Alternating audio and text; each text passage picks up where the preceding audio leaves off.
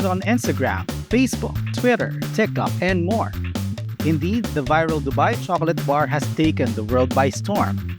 But did you know that the culinary genius behind this now iconic confection is a Filipino?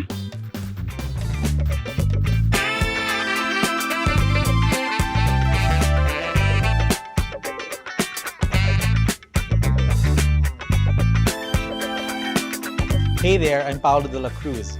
Today, PeopleAsia catches up with the phenomenal chef who created the viral Dubai chocolate. Ladies and gentlemen, Chef Noel CATIS. Hi, Chef. Hi. Thank you for finding time for PeopleAsia. You're very welcome. So to our viewers at home, I'm sure they're curious. How did this idea of a kunafa chocolate come to you? Kasi I always consider myself as like, with this kind of stories of Dubai chocolate, as the flavor architect. Reason being, I develop recipes, I innovate, and it comes from a certain experience or background.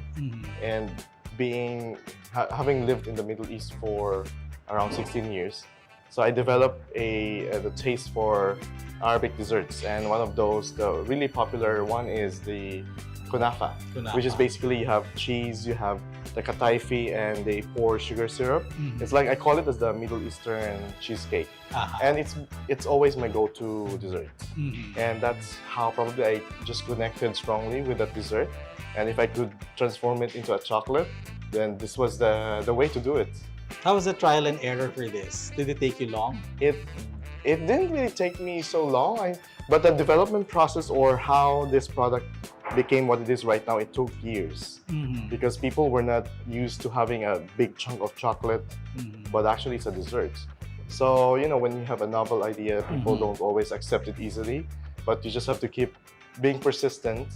And eventually, and thanks to social media, it became a hit. Do you remember the first prototype for the viral Dubai chocolate? The brand was started in 2021, but only in 2022 I developed the recipe for it. And of course, the best taste testers would be my friends. So I've been giving away bars of the chocolate, and for them it was special, but nobody could tell it could become viral. So, you know, my friends, and also some chef friends as well, especially, those are really who nitpick on the flavor. So there were nitpickers. Yeah, they were nitpickers. But the thing is, because it's really very Arabic centric, it's difficult to give it to just anyone. So it has to be a particular kind of market so that you can get the proper feedback on the chocolates. How did the Pinoys react?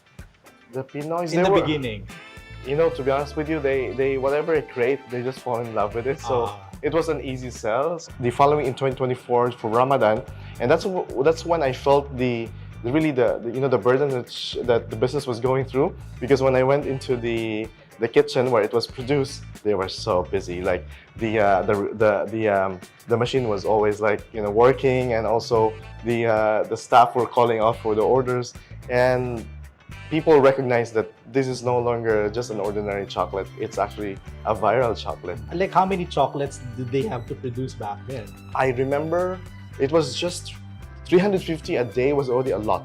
Because back then, when I was doing it in 2021, handmade, I was doing them manually. I think I can only do 28 bars a day because it's very physically taxing.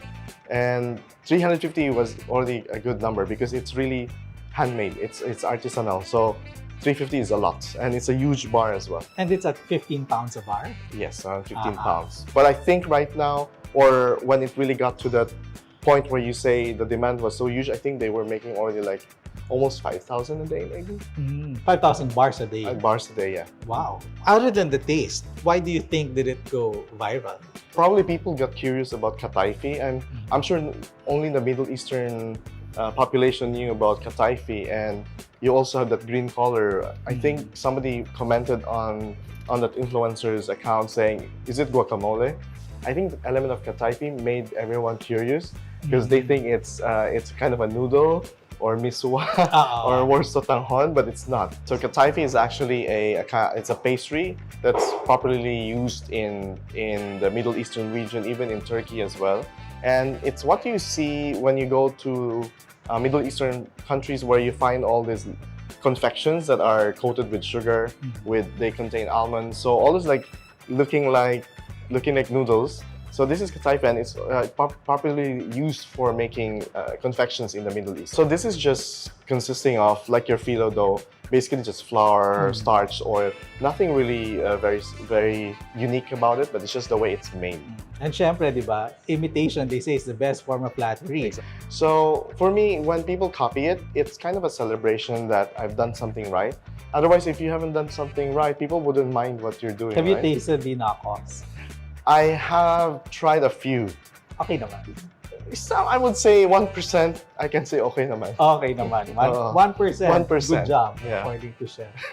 Okay. But now, let's talk about your own brand. So, Yes. you have a brick and mortar store, I do. eponymous, named Chef NOUEL CATIS. Yes. And then you also have SNA'AP. Yes. So, that's SNA'AP correct. is a brand. SNA'AP is a brand, yes. Can you tell us something about how that came to be? So the Chef Noel Catis pop-up / atelier, this was actually kind of, it happened out of the blue because I planned, of course, to have my own store, but never had I imagined it would happen so soon because I established SNA'AP in October 2024, and in December, I was approached by a big mall developer in Dubai, and they wanted to offer me a space. And you know, when you're given gold, you better take it. Yeah. And it was really, I couldn't believe that it was happening so soon, but also you don't want to waste the opportunity. Did you have any inhibitions? I'm sure it took quite an investment. Yes, to be honest with you, that investment was done by the property developers. Ah, wow. They invited me because they wanted me to be there because they believe when my brand is there, it will draw the crowd. I opened it in February 14, exactly on Valentine's Day. Where is the store located? It's located in Dubai Festival City area. It's outside. It's a newly developed area called Marsa Boulevard, and that's where my shop is located. 16 years ago when you went to Dubai, Yes. did you ever think that such a store would exist there? Never. I've never imagined. I could only dream about it, but you know, it takes a lot of toll financially. But I think it was kind of a validation that you've done something right because people are the ones who are already invested in your own brand. That means they have seen the equity or the value you bring to the market. So but I never really imagined I would be able to have my store like this soon, this year. Who was the first person you told about this store? My team. I owe this to my team. I believe in having a strong team, and without your team, it's hard for you to really navigate through all these challenges and also to make your brand really become successful. How big is the NOUEL CATIS team in UAE? I now have around 9 people, and I only started with, of course, I was on my own before in 2018. So within that span of time in 6 years, now I have already 9 people. So Pinoys, all Pinoys. They're all mixed. So Mixed. I have 3 nationalities. I have a British guy. I also have 2 Indian chefs, and the rest are Filipinos. How does that feel? Because normally in a setup, Yeah. it's the Filipino who's the employee. Yes. But now you're employing people from all over the world. Yeah. The feeling is it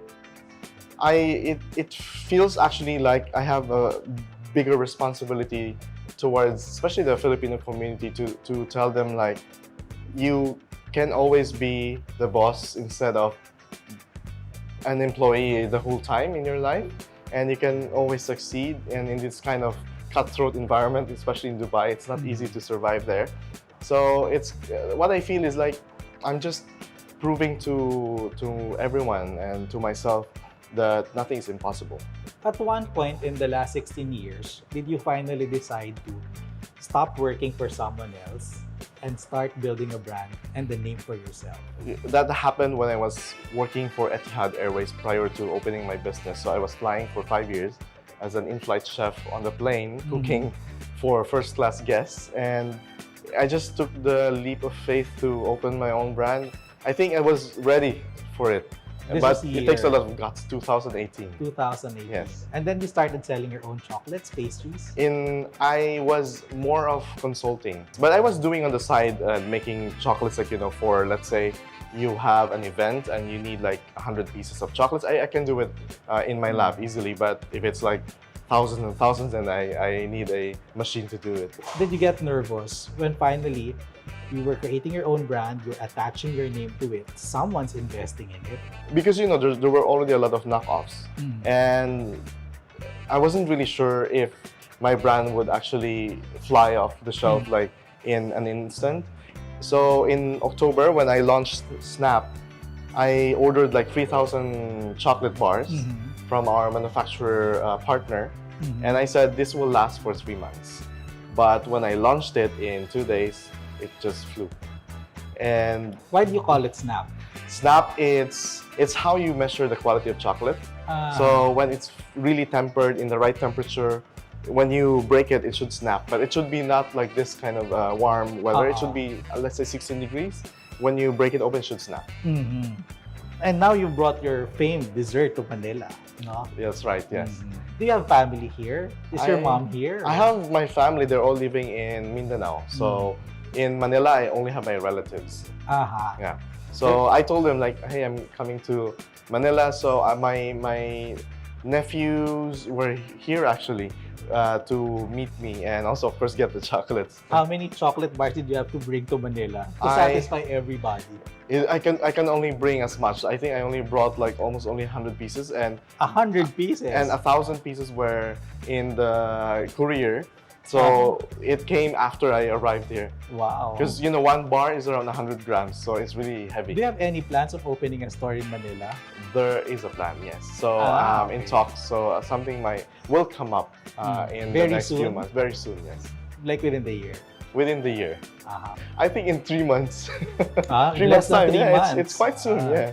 Who is Chef Noel CATIS when he's not making viral chocolate? Me, I am a dog lover. I have 2 dogs. I think you reach a certain point in time when you just want to spend your time with quality friends. And I'm not much of a sporty guy, but I love to swim. I love watching movies, and but what I actually enjoy is going to the countryside. From someone who worked in Manila, went abroad, and then established his brand. Parang it's such a sweet story. Was there ever like bitter portions to it? What was the hard part before you became this? I also went through a lot of trials, like probably you've also read a lot of successful entrepreneurs from any industry. They have their ups and downs, and you fall, you rise up again, you pick your pieces together, and then you try again. And I've been there. Like I thought it was a textbook thing. Was there ever a point in your life when you felt like game over na? Yes, that was actually before I established my own brand. So prior to that, it was just actually in 2023, I opened a really massive manufacturing company, and I had investors, and I didn't realize that what I was doing was actually very. I didn't know any better during that time, so I was just basking on the idea that finally I have my own company. I was a CEO of the company, but I didn't realize that I had to do a lot of things. Like you need to actually be ready for it. I thought I could do it on my own and acting like an octopus. So it was overwhelming, and I got sick. I had high blood pressure, and I had gout. I had everything. I grew big, and I realized, is this worth it? And I almost gave up. And there were nights when I tell myself, I better just go back into employment. At least life is easier. I know every month I can get my salary. I don't have to think about other people, because at the end of the month, you have to think about the salary that you have to pay for them. How long did that last for you, that stressful period in your life? Almost 2 years. How has life changed since the viral chocolate? It changed a lot for many reasons. Number one, I've only been known in the industry being a leading innovator, especially in the Middle East. So when that happened, it validated my position in the industry, being somebody who can really develop flavors for the Middle East. And being Filipino, being Asian, it's something probably they would say unheard of. They would probably expect somebody who's actually Arabic to develop flavors for the Middle East, right? So that's my claim to fame, by the way. Yeah. And so that's how it kind of like made me realize that I really had a lot of things to offer.